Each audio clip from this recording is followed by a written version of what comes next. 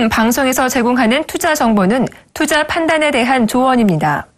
방송에서 제공하는 주식의 가치, 가격 상승 및 가격 하락에 대해서는 방송사에서 보장하지 않습니다.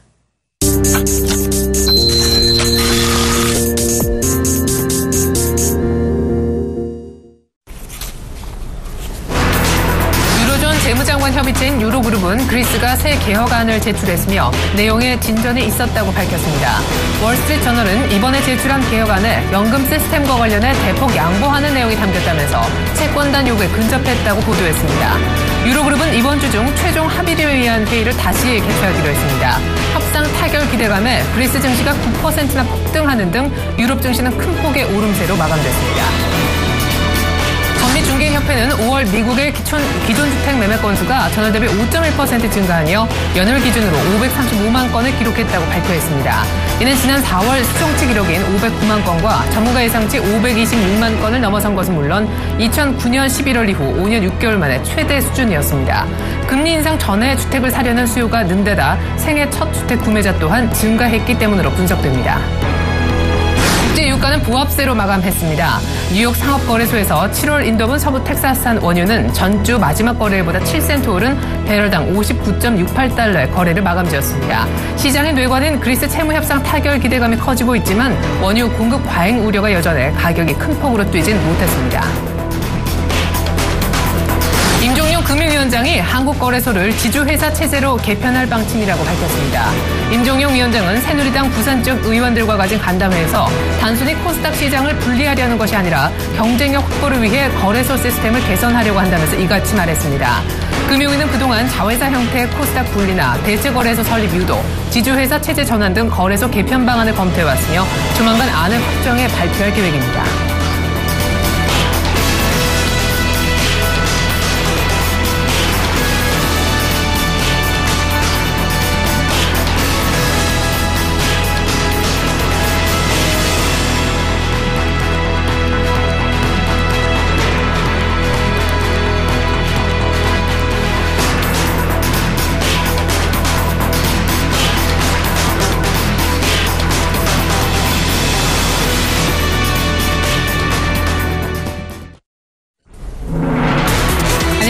출발증시와이드의 최리나입니다. 막판 진통을 거듭하고 있는 그리스와 국제채권단 간의 구제금융 협상이 빠르면 이번 주 후반에 타결이 될 것이라는 전망이 나오고 있습니다. 그리스가 레드라인으로 설정하면서 절대 양보할 수 없다라고 했었던 연금을 삭감하는 방안에 대해서 어느 정도 큰 폭의 양보를 했다는 외신들의 보도가 이어지고 있는데요. 이 부분에 대해서 국제채권단이 상당히 긍정적으로 평가를 했고 당장 유로그룹 의장은 이번 주 후반에 타결을 확신한다고 언급하기도 했다고 합니다. 때문에 그리스를 포함한 유럽 증시 그리고 미국 증시 모두 큰 폭으로 뛰었는데 미국에서는 또 한 번 나스닥이 신고가를 치기도 했습니다. 오늘은 특별히 유럽 쪽 먼저 마감가를 챙겨드리겠습니다. 네, 유럽 증시가 많이 올랐습니다. 그리스 증시는 지금 보여지지 않고 있지만 아테네 증시가 3년 내 최저치에서 머물다가 간밤에 9% 폭등을 했었고요. 그리스의 뱅크런 우려가 있었었는데 당장 은행주가 가장 큰 수혜를 받을 수 있겠죠. 은행주들은 그리스 증시에서 20%나 넘는 상승세를 보이면서 기염을 토했다고 합니다. 지금 보여주신 대로 지금 독일의 닥스지수 그리고 프랑스의 까그지수 모두 거의 4% 가까운 폭등을 했는데요. 프랑스 증시는 거의 갭상승을 동반한 상승이었었고요. 독일 증시는 1월 이후에 가슴 처음으로 11,000선을 최근에 깨면서 상당히 굴욕적인 모습 보여주기도 했었는데 어제 간밤의 상승으로 인해서 하락 분위기를 많이 떨쳐내는 그런 모습 보여줬습니다. 중간에 보여지시는 영국 증시도 1.7% 정도로 오르면서 적지 않은 상승폭을 보여줬습니다. 이만큼은 아니지만 미국 증시도 인상적인 모습이었는데 마감가 이어서 챙겨봅니다. 나스닥이 사상 최고치, 사실 거래일수 기준으로 이 거래일 전쯤에 나스닥이 5,143선 정도로 사상 최고가를 썼었는데요. 그보다 한 10포인트가량 더 끌어올린 결과 신고가가 나왔습니다. 간밤에도 보시다시피 상승폭은 나스닥 쪽에서 가장 크게 나왔죠. 0.72% 올랐고요. 상대적으로 약간 더 덜 올랐지만 다우와 S&P 500 지수 0.6% 정도로 나란하게 오름세를 보였습니다. 이제 다우와 S&P 500도 마디 지수 18,2,100에서 상당히 여유 있는 위쪽 룸을 만들어주고 있습니다. 이제는 여기서 좀 더 빠져도 마디 지수는 지켜질 듯한 그런 분위기가 만들어지고 있는 것이죠. 간밤에 또 미국 쪽의 부동산 지표까지 좋았다고 합니다. 미국의 기존 주택 판매가 5월달 나왔는데요. 5년 6개월 내 최고치를 찍었습니다. 이어서 유가 보시죠. 유가는 보합이었습니다. 최근에 WTI 기준으로만 본다면 거의 배럴당 60불에서 크게 못 벗어나는 좁은 등락을 보여주고 있는데 간밤에도 예외는 아니었습니다. 그리스 문제가 타결될 거라고는 하지만 여전한 공급 과잉 우려를 떨쳐내지 못하고 큰 흐름 역시 나타내지 못했습니다. 달러와 가치를 중심으로 한 환율은 살펴볼 필요가 있을 것 같습니다. 어제 원달러가 급락을 했었어요. 거의 9원 가까이 급락했었고 어제 그렇게 급락할 자리는 아니었는데 의외로 1,100원이 장중에 깨졌고 종가상도 완전히 깨지는 그런 모습이었습니다. 그리스 문제가 해결될 것 같다는 기대감이 어제 이미 서울 환시장에 영향을 미쳤다라고도 볼 수 있겠는데요. 안전자산에 대한 그런 선호 심리가 상당히 약화된 그런 결과였습니다. 간밤에 달러화는 전체적으로 보합세를 나타내긴 했는데 정리해보면 이렇습니다. 엔화보다는 달러화가 강세를 보였습니다. 부동산 지표가 좋았기 때문에 엔달러는 보시는 대로 123엔대 정도로 올라서는 모습이었지만 달러화가 유로화보다는 강세를 띠지 못했습니다. 그리스 문제가 해결될 수 있다는 기대감 때문에 유로가 달러보다는 셌죠. 때문에 유로 달러는 1.13까지 올라오는 그런 저력을 보였고요. 세 통화를 좀 정리해보면 이렇습니다. 달러화가 전 중간쯤에 있고요. 가장 셌던 건 유로, 그다음 달러, 그다음 엔화 순으로 정리를 해볼 수가 있겠습니다. 자, 중국 증시가 오늘 상당히 중요할 것 같습니다. 어제 단오절로 휴장이었었거든요. 근데 지난주 13% 폭락을 했었고요. 어제 단오절로 휴장을 했는데 때마침 그리스 문제가 해결될 수 있다라는 소식이 있는 날 중국 증시가 처음으로 거래가 재개될 겁니다. 어느 정도 반등을 해줄 수 있을지가 관건이 될 텐데요. 이 같은 중국 증시 움직임이 오늘 우리 시장에도 충분히 영향력을 행사할 것 같습니다. 일본 증시도 소폭이지만 계속 반등을 주고 있습니다. 어제 우리 시장은 외국인들의 연일 매도에도 불구하고 어제는 또 기관도 별로 안 샀습니다만 낙폭과대 대형주 중심으로 매수세가 이어졌고 추경에 대한 기대감도 있었죠. 2055선까지 올라왔는데요. 오늘 얼마나 추가적인 반응을 더 해줄 수 있을지 무엇보다 그리스 문제가 해결될 수 있다는 기대감이라는 재료로 외국인이 돌아올지가 관건이냐. 출발 증시와에도 시작하겠습니다.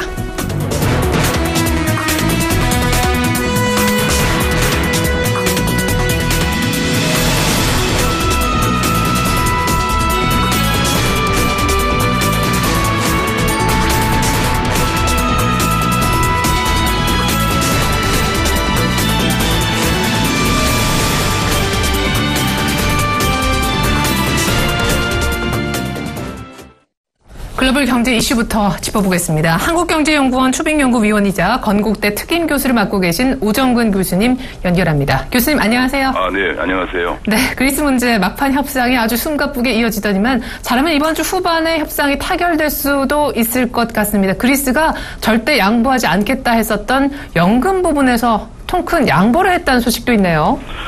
결국은 제 생각으로는 제가 지금까지 쭉 얘기한 것처럼 마지막 주에 가서 타결을 볼 것으로 생각했는데 그 마지막 주가 다가온 겁니다. 그래서 제가 보기에는 이번 주 중에는 어떤 형태로든지 타결이 될 것으로 보여지고요. 일단은 지금 이제 열리고 있는 유로그룹의 긴급 정상회담에서는 타결이 일단은 되지 않고요. 그다음에 이제 다시 이제 유로그룹 회의라고 해서 유로존의 재무장관 회의가 추가적으로 이번 주에 열리고 그다음에 또 연이어서 25일 날 EU 정상회담이 있기 때문에 이 전후에서 타결이 될 것으로 보여지는데 그 타결 내용은 지금 말씀하신 대로 결국은 그리스도 양보를 해야만이 되는 상황이니까 굉장히 공무원들의 집요한 반대 때문에 상당히 어려웠던 연금 부분을 일정 부분 삭감을 하고 또 한 가지는 이제 지금 얘기 나온 것처럼 약 50만 유로 연소득 이상자에게 누진세를 부과해서 재정 건전화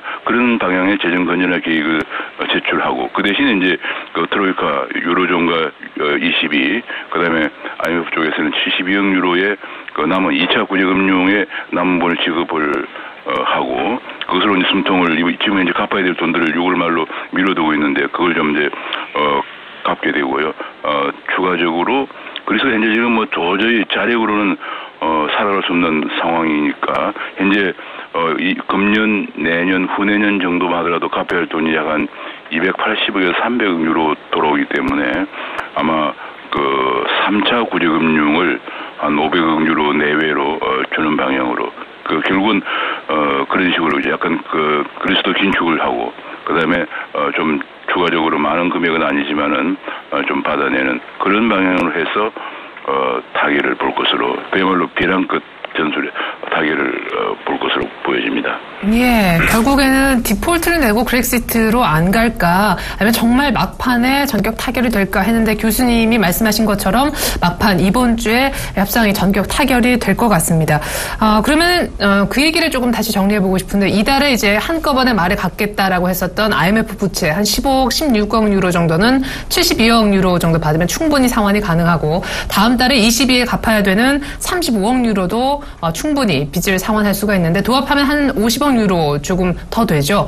그러면 한 25억 유로밖에 안 남지만 아까 얘기하신 몇백억 유로의 빚이 앞으로 계속 차후에 갚아 나가야 되기 때문에 3차 구제금융을 또 받게 될 텐데, 규모가 한 500억 유로 정도로 추정하시는 근거가 있습니까? 그거는 이제 일단은 현재 그리스가 2, 3년 정도, 원래 이제 구제금융을 줄 때 이 구제금융을 한꺼번에 주는 게 아니고 2, 3년 정도 기간을 가지고 순차적으로 주거든요.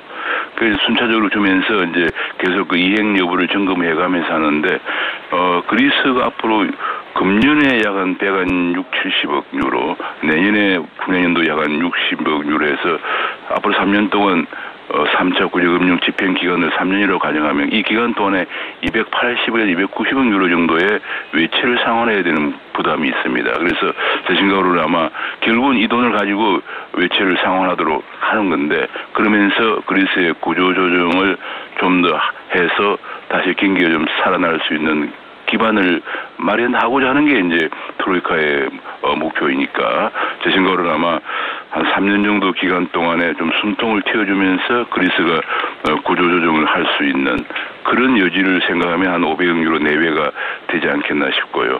여기서 이번에 최근에 보도된 바로는 IMF에 대해서 이번에 굉장히 애를 먹이겠습니다.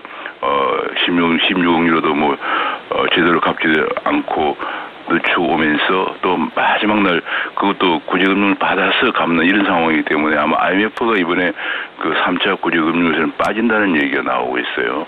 IMF가 지금 이제 여유 자금도 별로 없고, 그래서 빠지고 유럽중앙은행과 EU, 두 개 기구에서 한 500억 유로 내외를 마련한다 그러면 가장 큰 문제는 이것도 쉽지는 않은 것이 현재 유로존 국가들, 특히 독일을 중심으로 해서 독일 국가 의회 통과를 해야 돼요. 왜냐하면 독일 국민들이 세금으로 이걸 내는 것이니까. 그래서 중요한 것은 1차, 2차 구제금융을 주고 또 1,100억 유로 정도를 탕감을 해준 속에서 또 3차 구제금융까지 줘야 되느냐 하는 문제가 유럽 특히 그 독일 의회가 통과될 것인지 여부가 가장 많이 분담금을 분담하니까, 대체로 아마 500억 유로 한다 그러면 독일이 아마 거의 한 150억에서 200억 유로를 분담해야 하니까 이 부분이 관건이 되겠습니다. 네, 그리스와 채권단 이번 주 후반에 극적으로 타결을 하게 되면 시장이 우려했던 디폴트는 안 갈 것 같은데, 앞으로 또 그리스와 채권단이 3차 구제금융 조건을 놓고 새로운 줄다리기를 해야 할 것으로 보여지네요. 어쨌거나 확실하게 또 타결이 되면 그 뉴스도 저희가 이 코너에서 전해드리겠습니다. 미국의 부동산 지표가 여전히 좋게 나오고 있습니다. 지난주에도 사실 건축 허가 건수가 고무적이었는데 간밤에 나온 기존 주택 매매 5년 6개월 내 가장 많았다고요? 네, 그렇습니다. 현재 535만 채를 기록해서 전월 대비 5.1% 증가했는데 현재 3개월 연속 500만 채를 넘어서고 있거든요. 그래서 한마디로 미국의 그 주택 시장은 그야말로 화랑을 지속하고 있다 이렇게 봐도 되겠습니다. 거의 케이스 실러 지수라고 그래가지고 주택을 가격을 나타내는 지수를 봐도 미국의 주택 동향은 거의 글로벌 금융위기 이전 수준까지 회복이 되었다라고 볼 수가 있고요. 이것이 사실은 주로 주택은 민간 가게들이 갖고 있기 때문에 가계의 순자산, 자산 마이너스 부채를 순자산이라고 그러는데, 자산 가격이 올라가면서 각 가계의 순자산이 개선되면서 소비가 늘어나는 그런 현상을 보이면서 미국 경제 성장을 견인해 오고 있습니다. 그래서 제가 보기에는 미국 경제가 일단 주택 부문을 시발로 해서 이것이 미국 연준이 생각했던 건데, 연준이 계속적으로 주택 저당 채권을 매입해 줬던 이유가 뭐냐면은 주택 부문이 경기의 시발점이다.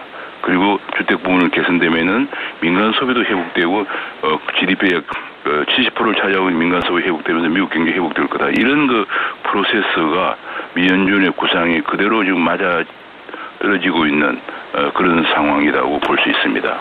예, 그래요. 이렇게 해서 미국의 성장세가 또 주택 중심으로 한번 크게 나올 수 있기를 바랍니다. 일단 1분기 GDP 성장률 확정치부터 확인을 이번 주 해야 될 것 같습니다.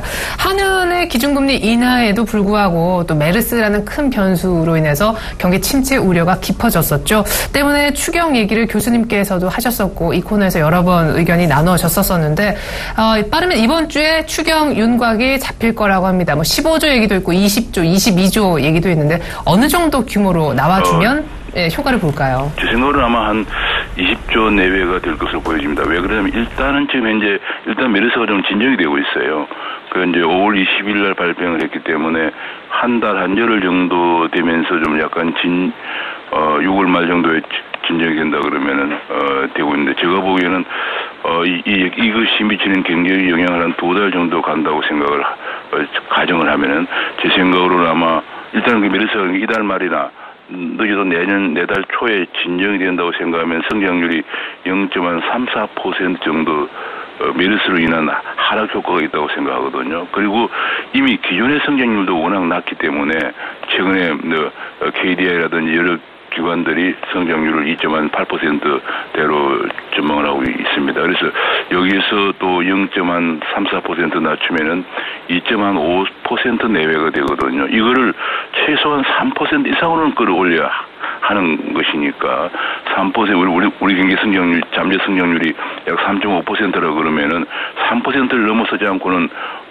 그야말로 경기가 좀 회복되고 있다고 말할 수가 없기 때문에 3%를 넘어서려고 그러면은 0.67%는 끌어올리는 정도가 돼야 되는데 제 생각으로는 그러기 위해서는 두 가지가 중요한 하나는 규모를 얼마나 할 것이냐 내용이 뭐냐인데 규모를 재정 건전성을 고려해서 한 20조 원 정도에서 25조 원 사이로 하고 그 대신 그 가지고는 종래 추경처럼 하면은 성장률이 한 0.4%, 4~5%밖에 안 되기 때문에 좀 재정 승수가 높은 분야 예컨대 인프라라든지 혹은 이런 재정 승수가 높은 분야에 투자를 하도록 그렇게 하면은 한 20조에서 25조 왜냐하면 한 가지 중요한 게 여기서 금년에 또 세수가 또 부족분이 약 7~8조 정도 예상되기 때문에 이까지 고려를 해야 되거든요.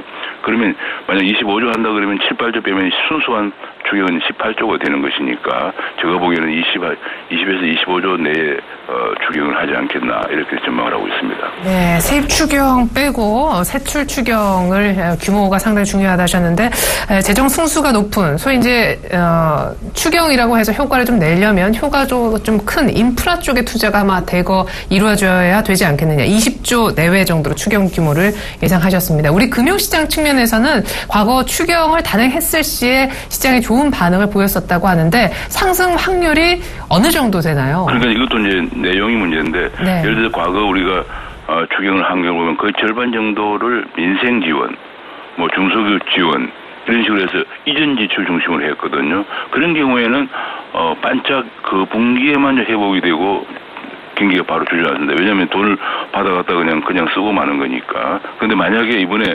이제 어떤 면에서는 불행 중 다행이라고도 볼 수 있는 것 중 하나가 굉장히 가뭄이 계속되면서 인프라 투자의 필요성이 제기가 됐습니다. 그러니까 이게 그동안 한 20몇 년 동안 거의 댐 건설이 없다시피 해왔는데 그런 부분들이 이제 문제가 제기되고 그러면서 여러 가지 분야에서 우리가 지금 현재 인프라가 이게 뭐 그냥 그전에 우리 인프라 그러면 고속도로 닦는 것만 생각을 했거든요. 도로는 상당히 많이 닦였습니다. 근데 도로도 이제 수도권 중심으로 아직도 여전히 정체가 있고요. 그래서 인프라에 관한 인식이 다시 제기가 되었는데 이 부분이 만약에 이 부분을 중심에 투자한다 그러면 이 부분 주로 이제 건설 쪽이거든요. 그래서 제 생각으로는 아마 그런 쪽을 중심으로 해서 관련주 건설이나 혹은 기계라든지 이런 설비 뭐 이런 중심으로 해서 주가가 올라갈 것은 너무도 당연한 겁니다. 그래서 추경의 내용이 무엇이냐에 따라서 그 추경 내용이 근데 뭐 민생 지원 그러면 이제 주로 내수 중심으로 뭐 소비재나 뭐 이런 쪽으로 가겠고 인프라 쪽 한다 그러면 인프라 관련주들이 당연히 올라갈 것으로 보여집니다. 네, 추경의 어떤 양 규모보다 질 내용이 중요하다라시면서 인프라 투자를 강조해 주셨었는데 그러면은 이번 달 한 하순 정도 이제 뭐 얼마 안 남았어요. 역시 이번 주 정도의 윤곽을 잡을 것으로도 보여지는데 수출 활성화 대책에서는 어느 정도 기대를 하고 계세요? 저는 수출 활성화 대책은 사실은 큰 기대를 안 하고 있습니다. 왜냐하면 오히려 지금 위험하다는 생각을 하고 있는데요. 수출 활성화라 그러면 가장 중요한 것이 우리가 수출이 안 되는 것이 환율입니다. 그 환율인데 지금 현재 원 100엔 환율이 900원 대선, 과거 2012년에 1,500원 대에서 900원 대선까지 떨어졌기 때문에 수출을 하면 할수록 손해를 보는 상황이고 글로벌 시장에서 일본 제품과 경쟁이 도저히 안 돼요. 일본 제품은 오히려 한 30% 디스카운트를 해서 파는 마당에 우리는 오히려 올려서 받아야 개우 수지를 맞춘 상황이니까 수출이 될 수가 없는 거죠. 이 부분에 관한 근본적인 대책이 나오지 않고 백약이 무효입니다. 근데 지금 이제 나올 것으로 예상되는 것 중에 하나가 그걸 이제 외환 시장을 개입하거나 아니면 미국이나 여러 가지 상대국을 설득해서 우리가 좀 환율을 조금 절하시키는 방향으로 그렇게 가야 되는데요. 그렇게 하지 않고 국내에 가지고 있는 외환 보유액을 밖으로 내보내는 정책을 쓴다고 그래요. 돈이 나가도록 한다는 얘기인데, 이것이 얼마나 위험한 것이냐면, 지금 이제 미국 금리 인상을 앞두고 있기 때문에, 미국의 금리 인상할 경우에 당연히, 신흥시장부에서 돈이 나가게 됩니다. 그리고, 당장은 한국이 좀 영향을 안 받겠지만은, 1997년도에도 태국 위기가 97년 6월 달에 오고, 우리가 12월 달에 위기가 왔습니다. 말하자면, 이 세컨 라운드 이펙트라고 그래가지고 2차 효과가 온다는 얘기죠. 2차 파장이 우리나라에 미칠 경우에는 우리가 가장 중요한 것이 외화 유동성을 충분히 갖고 있어야 되는데, 현재 너무 단기적으로 보고 외화를 해외로 내보내서 환율을 좀 올리려고 할 경우에는 나중에 미국 금리 인상이 본격적으로 될 때 우리가 외화 유동성 부족으로 큰 문제에 봉착할 가능성이 있기 때문에 이번 대책을 정말로 저는 잘 해야 된다. 괜히 오히려 그런 방향으로 좋지 않은 방향으로 가져갔다가는 굉장히 오히려 위험이 크다. 그런 생각을 가지고 있습니다. 네, 아주 귀한 얘기 해주셨어요. 수출 활성화 대책 어설프게 외환 보유고 쓰면서 그렇게 우리 원화를 수출에 유리하도록 가져가게 되면 상당히 외환 건전성 측면에서도 미국의 금리 인상을 앞두고 좀 불안한 감이 없지 않아 있다 하셨습니다. 자, 중국 얘기 끝으로 짧게 여쭤볼게요. 중국이 사실 빠르면 지난 주말인가 지준을 인하할 수도 있다 그랬는데 그런 정책은 전혀 없었습니다. 근데 빠르면 이달 안에 역시 지준율 인하 얘기가 여전히 나오고 그 폭도 한 50bp 정도 얘기가 나오는데요. 오늘 또 중국의 제조업 지표도 발표된다고 해요. 그렇습니다. 중국이 현재 오늘 제조업 지표도 크게 개선될 것으로는 기대가 안 되고 있고 현재 중국의 수출이 3개월 연속 마이너스를 기록하고 있으면서 2분기 성장률이 7%가 안 될 것으로 대체로 전망을 하고 있기 때문에 결국은 이제 금년에 금리를 2번 낮추고 또 지급 준비를 낮추고 돈도 많이 풀고 했습니다만은 경기 회복이 안 되고 있기 때문에 제가 보기에는 아마 조만간에 더 추가적인 양적 완화가 불가피하다. 왜냐하면 7% 밑으로 떨어지는 고착화되면은 중국 경제가 완전히 그야말로 이제 중성장기에 들어가는 건 물론이고 잘못하면은 경착륙 가능성도 있기 때문에 이 경착륙 가능성을 그야말로 막아내기 위해서 어떤 형태로든지 돈을 풀어서 위안화를 좀 절하시키려고 하는 노력을 보일 것으로 저는 생각을 하고 있습니다. 네, 그래. 중국은 성장률 7%를 지키기 위해서 그리고 우리는 3%를 지키기 위해서 안간힘을 쓰고 있네요. 오늘 개인적으로 중국 증시가 얼마나 반등할지도 궁금합니다. 지금까지 오정근 교수님의 분석이었습니다. 감사합니다. 네, 감사합니다.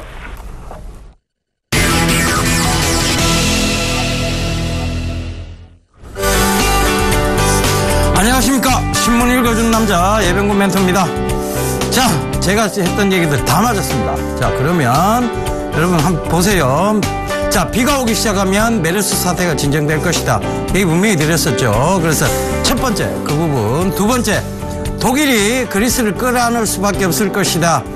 그리스가 결국은 극적 타결, 즉 헐리우드식 타결이 될 것이다. 이런 얘기 드렸었죠. 두 가지 정확했고요. 그 다음에 미국의 이제 금리 인상에 대해서 이번에는 역시 애매모호한 얘기가 나올 것이다. 정확하게 다 맞춰드렸습니다. 그러면 여러분들이 지금부터는 어떻게 해야 되느냐? 다른 데 절대 채널 돌리시면 안 된다는 얘기입니다.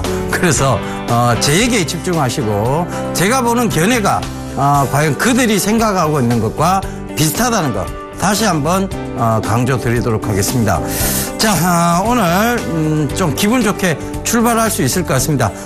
자, 알튼이었죠. 그리스 문제가 어느 정도 해결이 돼가고 있다. 즉 그들이 결국은 유럽 쪽은요 그리스 길들이기 한 것이고 그리스는 명분을 찾은 것입니다. 그죠? 그러니까 하다 안 돼서 결국은 그들의 일부 제안을 수용하기로 했다는 차원이죠. 그러니까 결국은 극적 타결이 될 수밖에 없는 상황. 근데 이 문제는요 언제든 또 불거집니다. 그런데 향후 2년 정도는 유럽연합에 대한 어떤 문제들은 조금 단기적 문제가 아닌가라고 보셔야 될 것 같고요.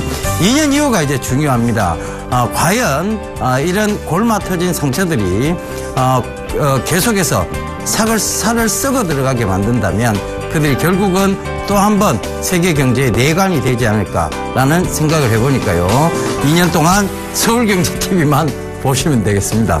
자, 오늘도 외신과 국내 최대 경제일간지 서울경제신문 살펴보면서 얘기해 가도록 하겠습니다. 자, 일단 외신부터 좀 볼게요. 자, 제일 머리 기사입니다. 차이나스 데프트. 그러니까 결국은 중국의 빚이에요. 빚놀이인데 이거를 옛날 방식으로 푼다. 이런 식의 기사인데 요거 한번 살펴보고 가도록 하겠습니다. 자, 여기에 보면요. 차이나스 플랜 포 로컬 뎁트라는 얘기가 나옵니다. 자, 요거 확대를 좀 해볼게요. 어마운트 투어, 자, 여기 나오죠. 베일아웃, 이런 얘기가 나옵니다. 이 베일아웃이 뭐냐면, 그거 얘기입니다. 양적 완화에 대한 얘기죠. 구제금융에 대한 얘기입니다. 자, 그래서, 차이나의 중국의 플랜, 지방정부 빚에 대한 플랜은 결국은 구제금융으로 풀겠다는 얘기를 하고 있습니다. 지금 시진핑 국가주석의 모습이 나오고 있는데요. 자, 중국, 이 얘기는 결과적으로 뭐냐면 중국 정부, 중앙정부의 강력한 경기부양 의지를 뜻하고 있습니다. 그래서 경기부양의 확고한 의지를 보여주고 있다. 그게 옛날 방식이든 지금 방식이든 신경 쓰지 않겠다. 결국은 나는 어떻게든 중국을 살려놓겠다. 그러니까 시진핑의 강력한 이 손가락질이 있다는 얘기입니다. 그죠? 그리고 추가 경기 부양책에 대한 기대감이 지금 불고 있습니다. 결국은 중국 정부의 확고한 의지 때문인데요. 자, 이것이 지준율 인하 얘기도 지금 나오고 있고 계속 성장을 이어가는 쪽으로, 그러니까 안정 쪽보다는 성장 쪽으로 초점을 맞추었다는 것도 이 기사에서 나오고 있는 것이죠. 그래서 여기 기사 내용 중에 보면 이 기사를 쓴 기자의 사견이 나옵니다. 뭐라고 나오냐면 중국 지방 민간 투자 시에 중국 지방 정부의 이런 구제금융을 할 때 구제금융을 하게 되면 민간 투자 유치가 오히려 역효과가 날 것이라는 분석이 있는데요. 이것은 굉장히 편협한 해석입니다. 자, 민간 투자를 그러니까 결과적으로 민간 투자가 들어오려고 하는데, 자, 중국 정부에서 지방 정부의 빚을 해결해 줘버렸습니다. 그러면 다시 들어올 필요가 없다는 상황이 생겨버린다.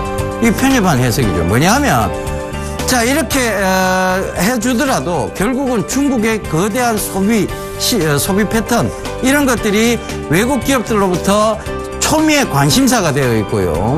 그들이 돈을 쓰기 시작했다. 그들로부터 제품을 판매하기에 혈안이 되어 있습니다.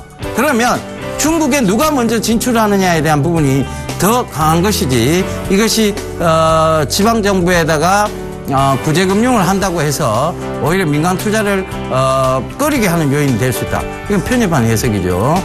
우리도 역시 마찬가지입니다. 이런 편협한 해석은 보실 필요가 없고요. 중국이 지금 강한 경기 부양책, 즉 그런 것을 쓴다면 중국 쪽에 투자를 하고 계신 분들도 좀 안심을 하셔도 될 것 같고, 지금 뭐 계속 안 좋은 얘기들 나오고 있습니다만 결과적으로 이런 강력한 경기 부양 의지, 이런 것들이 중국 증시에 호재로 작용할 것이다.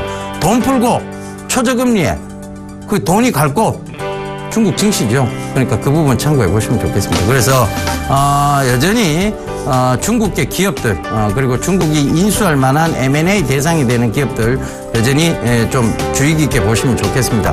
최근 들어 이 중국에 피인수되어지는 기업들이 급등세가 계속 나오고 있죠. 레드로바라든가 이런 종목군들 보시면 좋을 것 같습니다. 그래서 그런 부분들이 지금 단계에서 추격 매수하시라는 얘기는 아닙니다.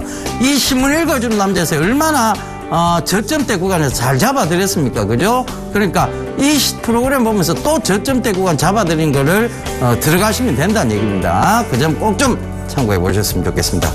자, 다음 국내 최대 경제일간지 서울경제신문이죠. 요거 좀 살펴보도록 하겠습니다. 아베 총리하고 박근혜 대통령하고 있습니다. 과거사에 대한 부분들이 아직 문제는 남아있고 이 아베 총리의 음흉한 야심이 보이기는 합니다만 어찌됐든 경제적인 측면에서는 서로 공조적인 측면을 가져가는 것이 실리적인 부분을 쫓고 있는 것이 아닌가 그렇게 보여집니다. 자, 제가 발췌한 기사 보도록 하겠습니다. 자, 그렉시트 앞에서 균열되는 그리스라는 기사가 나옵니다. 빈곤층에서는요, 텅 빈 계좌 더 이상 잃을 것 없으니 긴축하느니 차라리 탈퇴해라, 이런 얘기고요. 자녀 유학 투자 등에서 유리하다. 그래서 부유층은 무능한 정부가 나라를 망쳤으니까 반대한다. 차라리 유럽 연합의 통제를 받는 것이 맞다. 이런 주장을 펼치고 있죠. 그래서 그리스가 어찌됐든 새 협상안을 제시를 했습니다.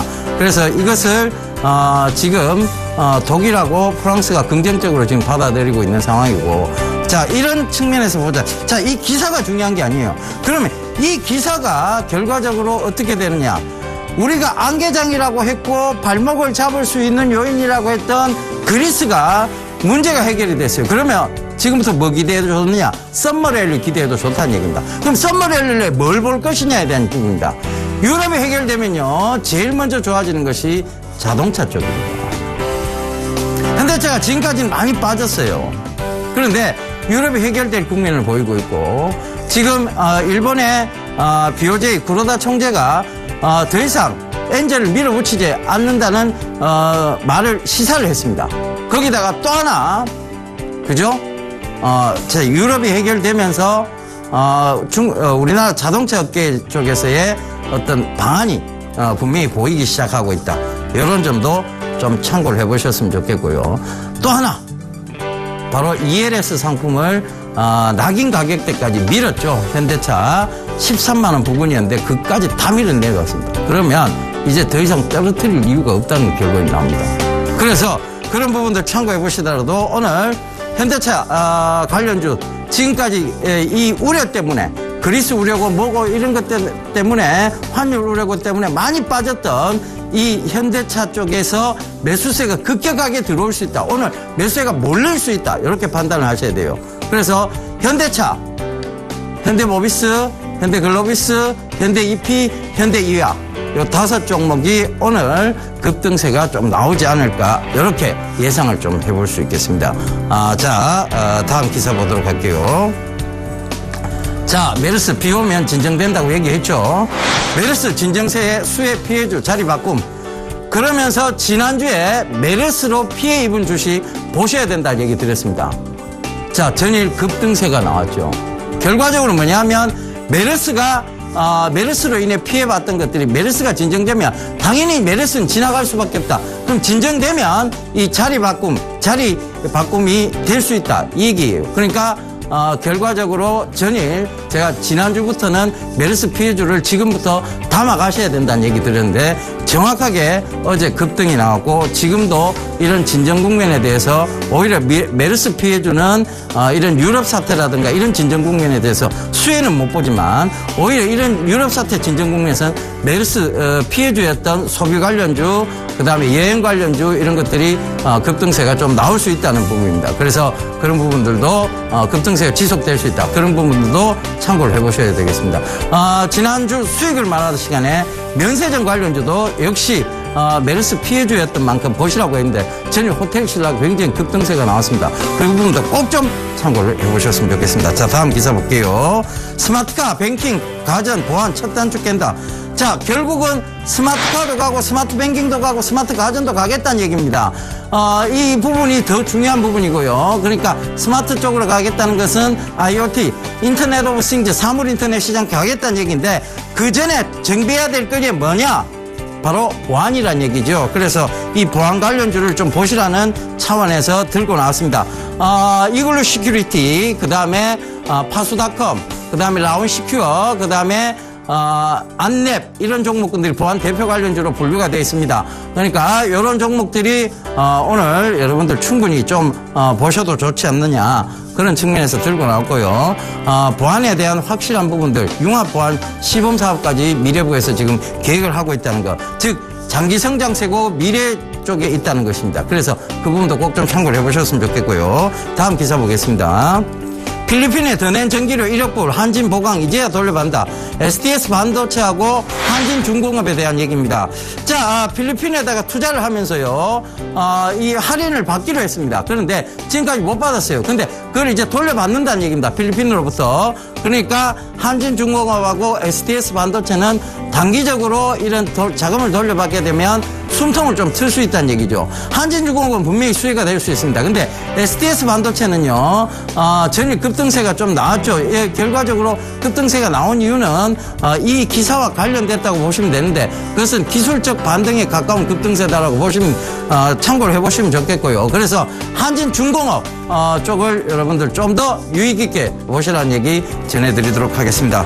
자, 대세 상승의 기틀이 마련됐습니다. 그래서 저는 이제 감히 다른 아무도 얘기하지 않는 썸머랠리를 지금부터 얘기하도록 하겠습니다. 썸머랠리 기대해 보셔도 좋습니다.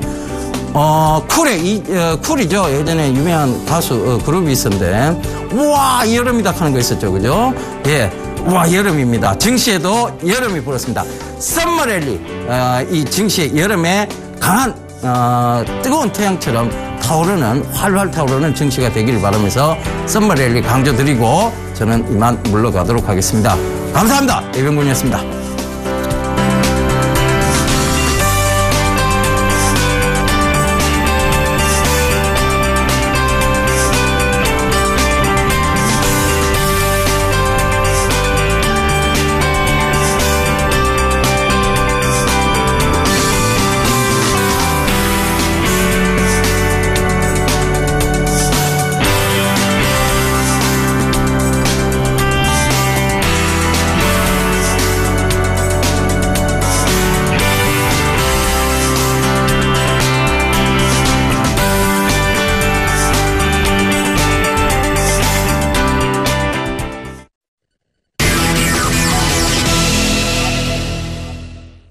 네, 이어서 시황의 신, 시황의 대가와 함께 오늘 상승 출발이 예상되는 국내 시장 필요한 전략 챙겨보겠습니다. SK증권영업부 PIB센터의 이재광 이사 연결해보죠. 이사님 안녕하세요. 네, 안녕하십니까. 네, 그리스 구제금리 협상이 이번에는 정말 다른 때와는 다르게 진정 타결이 될 것 같습니다. 때문에 글로벌 증시 반응도 심상치가 않았는데요. 독일, 프랑스가 거의 4% 급등했고 나스닥은 또 한 번 신고가를 냈습니다. 어떻게 보셨나 한번 리뷰를 들어보고요. 오늘 외국인들이 사면서 시장을 올려줄지 그리고 어디까지 올라올지 그 부분도 같이 얘기 들어보겠습니다. 네. 자, 이제 우려했던 사항들이 해결의 실타래를 이제 서서히 풀고 있습니다. 자, 그렇다면 지난 일주일 동안의 급락 장세, 지난 불안한 장세가 벗어날 수 있는지 여부가 최대의 관심인데요. 자, 오늘 새벽 끝난 뉴욕 증시를 포함한 해외 증시 상황 한번 간단하게 한번 먼저 살펴보도록 하죠. 먼저 오늘 새벽에 끝난 뉴욕 증시입니다.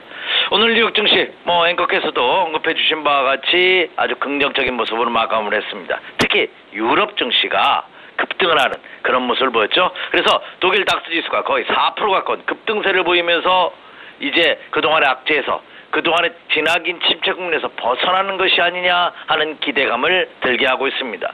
독일 닥스 지수 경우가 3.81%가 상승했죠. 11,460포인트가 로 마감되는 그런 모습을 보였습니다. 물론 11,400포인트 이상권대부터 12,000포인트 라인까지 계속해서 물량대, 직전 고점대의 물량대가 놓여져 있기 때문에 자 이제 조정 끝이다 이렇게 단언할 수는 없습니다만 그러나 오늘 새벽에 끝난 유럽 증시 특히 유럽 시장의 그 장대 양봉의 모습은 긍정적인 모습으로 내비쳐질 가능성이 높다.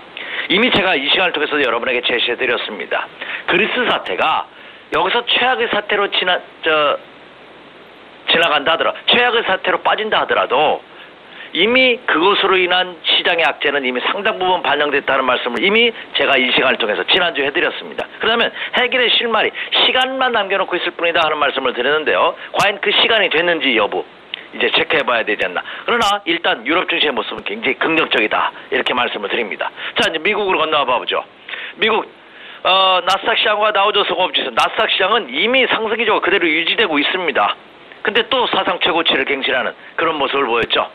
다만 그 나스닥 시장에 비해서 그동안 집체 국면을 보였던 다우존스 공업지수 역시 이 오늘장에서 상승을 했습니다만 고점 대비 좀 밀리는 모습을 보였어요. 그래서 103포인트 상승한 18,119포인트로 마감되면서 18,119포인트죠. 그래서 18,000포인트에 대한 강력한 지지를 다시 한번 확인하는 그런 모습을 보였습니다. 이미 앞서서도 이 미국 시장도 말씀드리면서 다우존스 공업지수가 침체 국면 어떤 하락과 상승이 분기점에 놓여져 있는 모습을 보여주고는 있습니다만 동생격이라 할 수 있는 나스닥 시장이 상승 기조가 유지되고 있기 때문에 긍정적이다 하는 말씀을 드렸는데 다우존스 공업지수 일단 바닥 탈출의 가능성은 내비쳐진 그런 모습입니다. 그렇다면 이것이 그대로 이어지기 위해서는 한 번 더 확인해주는 과정이 필요하겠죠. 오늘 밤에 열리는 뉴욕 증시가 한층 더 중요하지 않을까 이렇게 생각이 됩니다. 자, 다음으로 이제 아시아 지역 한번 보죠. 자, 어제장에서 상해종합지수가 휴장했죠. 하락하는 상황에서의 휴장은 제가 긍정적이다 하는 말씀 이미 드렸습니다. 예, 앞서서도 그래서 상해종합지수가 지난주 목요일과 금요일장에서 급락하는 그런 모습을 보였어요. 물론 어제장에서는 상해가 단오절로 인해서 휴장했습니다. 3일 연속 그 연휴였기 때문에 연휴 마지막 날이었기 때문에 단오절로 휴장했죠. 다행스러운 일입니다. 그러면 잠시 후에 열리는 10시 반부터 열리는 이 상해종합지수의 주가 향방에 따라서 국내 시장도 영향을 절대적으로 받을 가능성이 굉장히 높습니다. 더군다나 그렇다고 본다면 오늘장은 이 중국의 상해종합지수, 중국 시장이 열리는 모습을 확인하고 배팅에 들어가는 것이 아주 키포인트가 되지 않을까 이렇게 생각이 됩니다. 자, 다음에 이제 국내 시장 보죠. 국내 시장 상승을 했습니다만 고점 대비 전형적으로 밀리는 불황형의 뭐라고 할까요? 성장이라고 할까요? 그러니까 하락기조 하에서의 상승하는 듯한 모습을 어제장에서도 여실히 보여주는 그런 모습이 펼쳐졌습니다.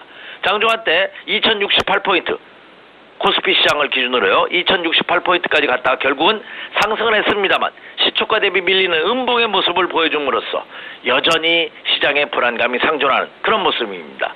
여기에다가 외국인 투자가들은 어제도 매도를 지속하는 모습을 보였습니다. 이것이 다소 불안한 모습이에요. 어제도 외국인 투자가들은 거래소 시장에서 무려 1,232억 원어치를 순매도하는 모습을 보였습니다.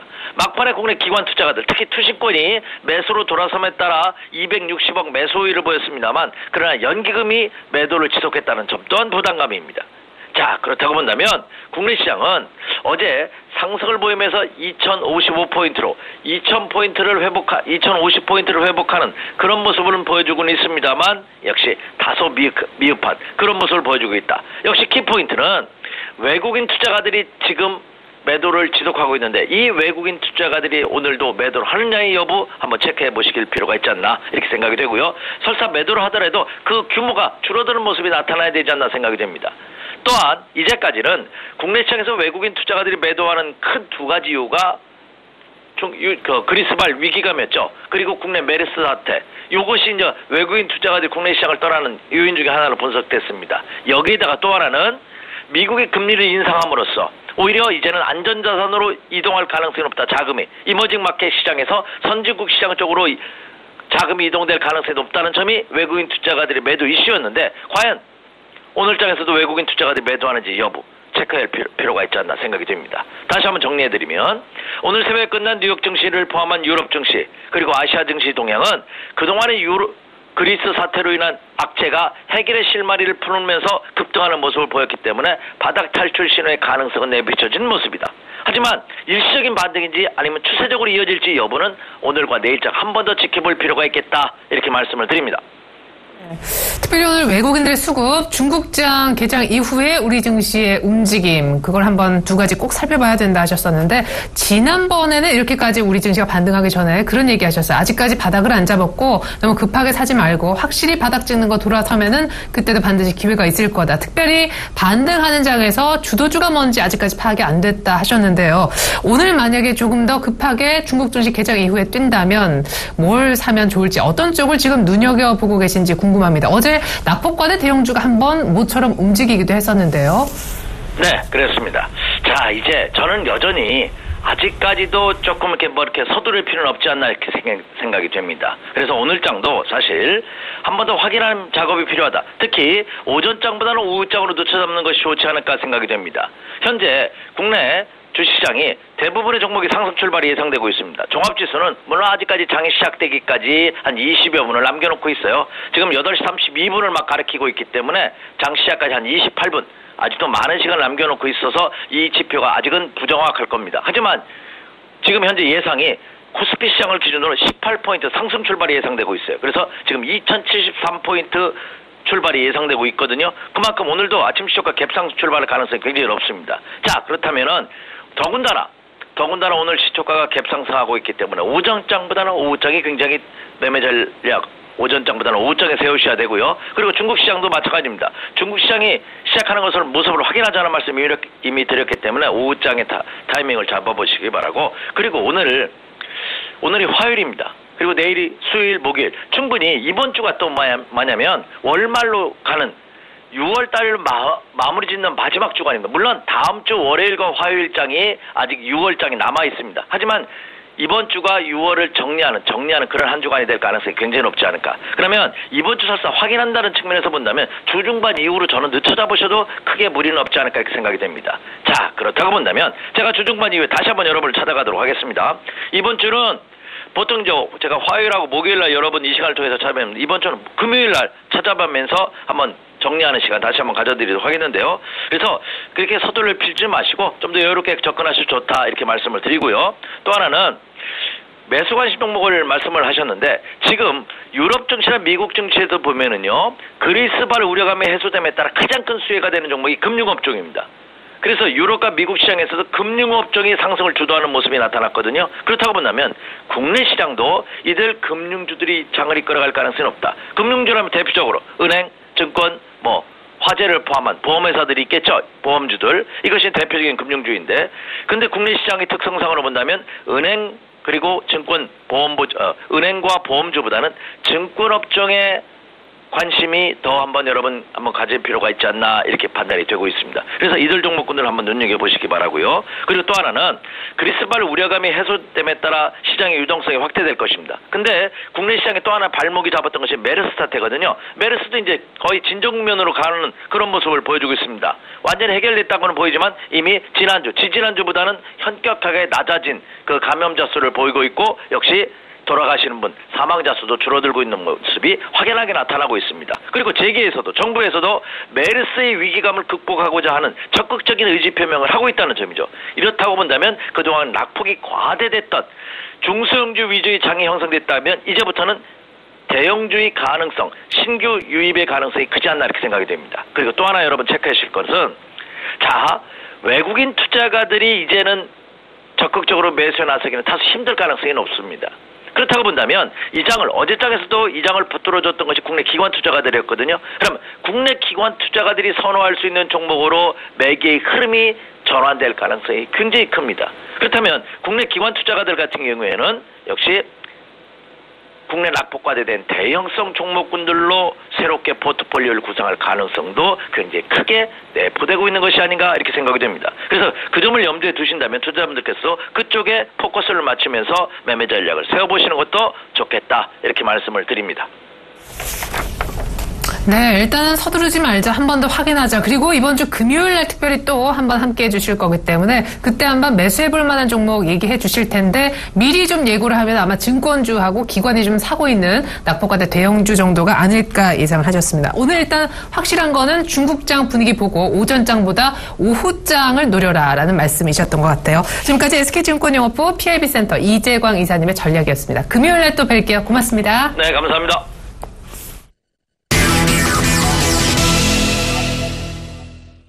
이드콜 상한가 팩토리 시즌2 들어가 보죠. 오늘도 여의도에 계시는 샘플러스 이드콜 멘토 만나봅니다. 멘토님 안녕하세요. 반갑습니다. 네.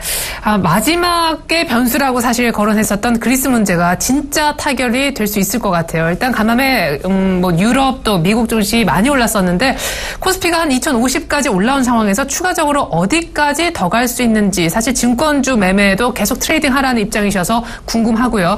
슬쩍 얘기하셨었어요. 사실 슈피겐 코리아가 어제 11% 급등했습니다. 역시 바닥주를 아주 잘 골라내시는데 그 부분 AS까지 요청드릴게요. 글쎄요, 일단 어제 같은 경우 상당히 지수, 상당히 강력한 그런 모습이었죠. 21선을 맞고 떨어진 모습이었지만은 예상했던 것보다는, 상당히 슈팅이 좀 나온 모습이었는데, 일단 전일 바닥권에서 다져주는 대형 섹터들의 종목들, 그리고 전차 분단의 상승적인 측면들, 상당히 중요한 자리에서 나왔다라고 좀 봐야겠습니다. 일단 계속적으로 하락이 나왔던 현대차 같은 경우에 더 이상 하락이 나오지 않고, 하락세를 멈춰주는 그런 모습들. 일단 오늘 정도부터는 서서히 바닥권을 잡아주는지 상당히 좀 중요한 어떤 그런 구간에 들어온 모습이 되겠고요. 현대차 같은 경우에는 12만 8천을 기준으로 해서 전저점을 이탈하지 않는다라고 했을 때는 바닥 신호가 점진적으로 계속적으로 좀 나올 수 있는 그런 가격권에 좀 진입을 한 상황이기 때문에 현대차 오늘 정도 구간부터는 상당히 좀 중요하게 맥점적인 구간들 판단을 좀 해야 되는 그런 상황이다라고 좀 보시는 게 좋을 것 같고요. 자, 그리고 건설주들부터 철강주들까지 그동안의 하락의 연속성을 가진 종목들과 섹터들이 바닥권에서 어느 정도 자리를 잡아주게 되면서 지수도 상방. 이유가 어찌됐건 계속적으로 좀 말씀드렸던 2120포인트까지는 열려있다. 라고 2010포인트부터 계속적으로 언급을 드렸던 부분이지만은 간밤에 마감한 말씀해주셨듯이 유럽 증시나 다우지수 일단은 그리스 문제에 대한 해결적인 부분들이 상승세를 이끌었던 어떤 그런 모습이었기 때문에 오늘 같은 경우 우리 지수 또한 상승세가 좀 나올 것으로 예상이 됩니다만은 갭상승 시에 따라잡는 그런 매매는 좀 자제하시는 것이 현명한 그런 방법이다라고 좀 생각을 하고 있기 때문에 상승하는 종목들보다는 바닥권에 있는 종목들 위주로 매매를 계속적으로 진행을 하셔야 되는 그런 부분이 아닌가 싶습니다. 자, 해서 코스피 지수 같은 경우에는 2090포인트에 대한 1차적인 상승세가 좀 체크를 해야 될 것 같습니다. 2090포인트에 대한 강력한 어떤 저항권역 존재하고 있는 그런 상황이기 때문에 2090포인트에 대한 1차적인 상승세 체크하시면서 계속적으로 말씀드렸던 2120포인트 부근까지는 계속적으로 상승세 체크를 하자라고 좀 말씀을 좀 드리겠고요. 자, 어제 이제 코스닥 또 상승세를 조금 이어가는 그런 모습이었죠. 계속적으로 갭 상승을 하게 되면서 이틀 연속으로 떠서 출발하는 그런 모습들. 어제 이제 코스피 지수와 좀 마찬가지의 관점으로 바닥권에서 되돌리는 그런 종목들이 상당히 좀 많았던 그런 상황이었습니다. 자, 지난주에 한번 언급을 드렸던 슈피겐 코리아 같은 경우 장중 한 10% 정도 급등이 좀 나온 모습들.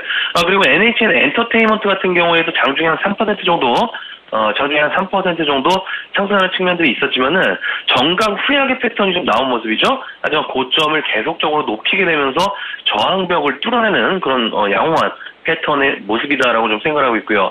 자, 중요한 것은 이제 계속적인 재료가 바닥권에서 나와주고 있는 상황에서 말씀드렸던 전자결제에 대한 사업성에 대한 기대감, 그리고 하반기 신작 게임들에 대한 호재적인 부분들이 어떤 바닥권에서 들어올릴 만한 이슈들이 충분한 있는 그런 상황이기 때문에 현재 구간 상당히 저평가 구간이면서 매력적인 그런 구간이면은 분명한 사실인 것 같습니다. 자, 또 한 가지 기술적으로 중요한 부분들 있죠.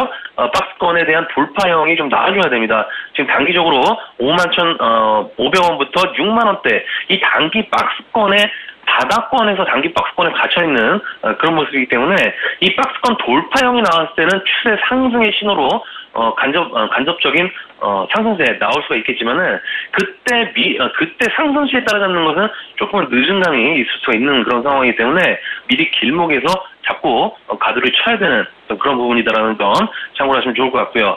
자, 건설주들도 어제 바닥권에서 좀 자리를 잡는 그런 모습이었죠.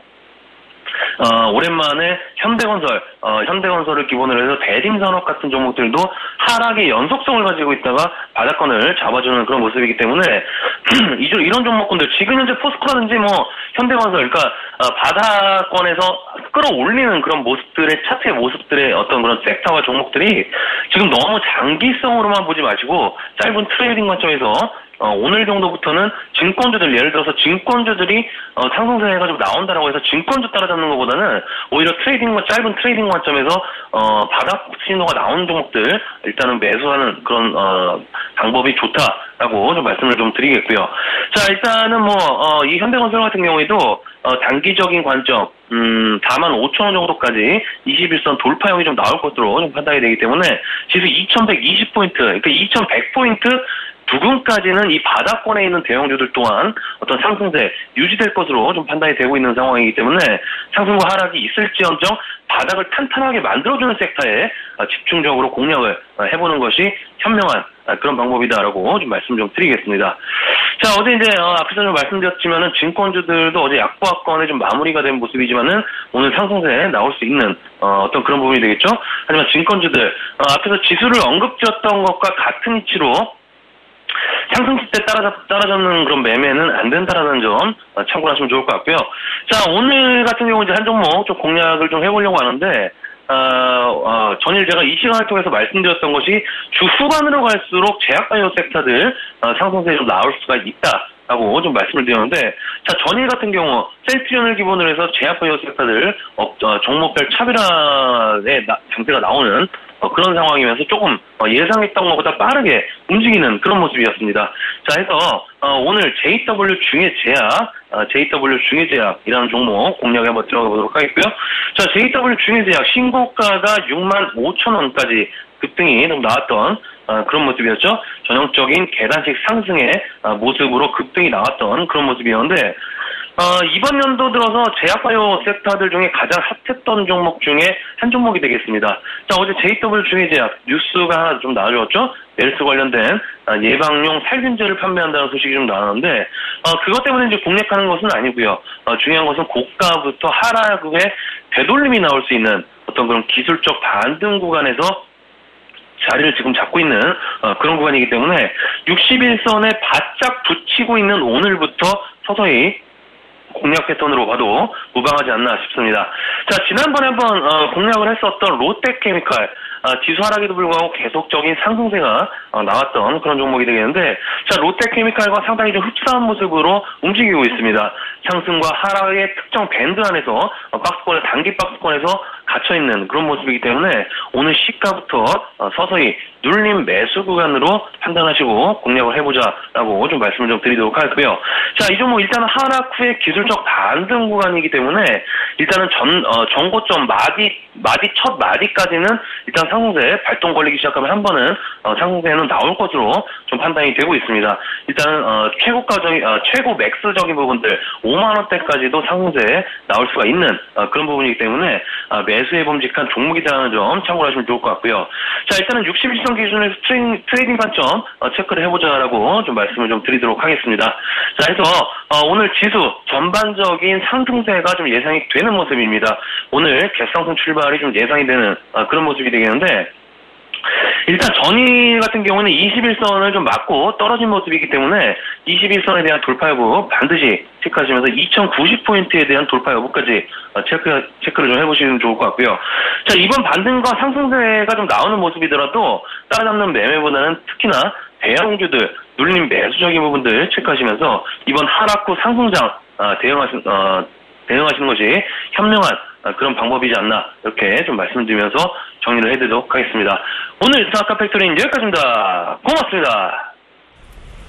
네, 그리스 문제 해결 기대감에 간밤 글로벌 증시가 급등했는데 오늘 코스피도 2090까지 향후 포함해서 돌파하는지 체크가 필요하다 하셨습니다. 현대차도 시장과 연동에 중요한 시점에 왔다라고 하셨고요. NH엔터 6만 원 돌파 체크 다시 한번 강조해 주셨고, 무엇보다 오늘 신규 매수해볼 만한 종목으로 JW 중해제약을 언급해 주셨다는 점 다시 한번 말씀드립니다. 오늘 한 5만 원 정도까지 단기적으로 슈팅이 나올 수 있다, 반등이 나올 수 있다, 이런 관점으로 얘기해 주셨는데요. 시가부터 계속 눌리면 매수 가담해도 좋겠다라고 얘기하셨습니다. 오늘 신규 추천주 JW 중해제약 추천해 주셨던 분 샘플러스 이두코 멘토셨습니다.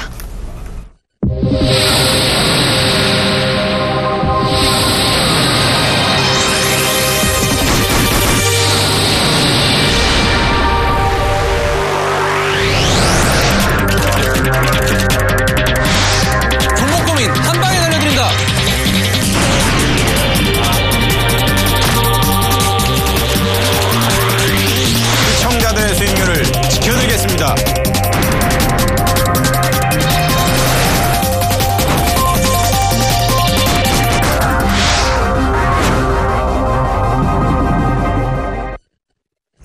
고민 많으시죠? 여러분들 종목 고민을 날려주는 두 남자를 만나고 싶으시다면 오늘 밤 10시 종목 투캅스 시청해보시면 좋을 것 같습니다. 조금 전에 분석 도움 말씀 주셨던 이드코 멘토님이 또 맹활약하고 계신 그런 프로그램이죠. 자, 그리스 문제가 해결될 수 있다는 기대감 여러 차례 한번 간간히 나왔었지만 간밤의 분위기는 앞서의 그런 기대감과는 완전히 달랐습니다. 많이 올랐었거든요. 오늘 우리 장의 갭상승을 어느 정도 폭으로 해주며 장중에 지켜줄 것인가가 중요한 날일 것 같습니다. 전 잠시 시켜들고 2부로 다시 오겠습니다. 고맙습니다.